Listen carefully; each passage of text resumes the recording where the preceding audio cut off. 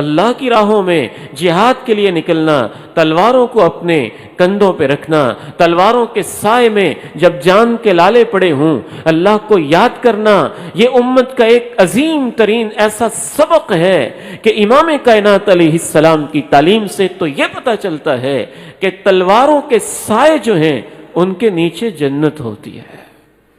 شارحین نے لکھا اس کا مطلب یہ ہے کہ ایک آدمی جب جہاد کے میدان میں ہے اور وہ اپنی آنکھوں سے موت کو دیکھ رہا ہے اور تلوار کا گویا سایہ اس کے سامنے ہے، یا آج کے انداز میں گولی بارود کا سایہ اس کو نظر آ رہا ہے کہ یہ گولی مجھے لگنے والی ہے، یہ بارود پھٹنے والا ہے، یہ ایسے ہونے ہی والا ہے، تو جب وہ سائے کو دیکھ رہا ہے تو وہ بھاگے نہ اور یہ نہ سمجھے کہ پتہ نہیں کیا ہو جائے گا، وہ یوں سمجھے کہ میں جنت کے دروازے پہ کھڑا ہوں، جیسے ہی مجھے موت آئے گی میں اللہ کی جنت میں داخل ہو جاؤں گا۔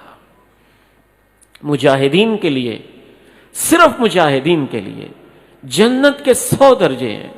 جنت کے درجات کا ہم تصور نہیں کر سکتے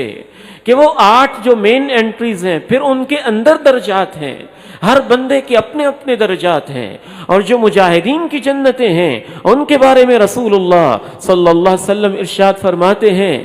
ان للجنت 100 درجہ اعدها للمجاہدین،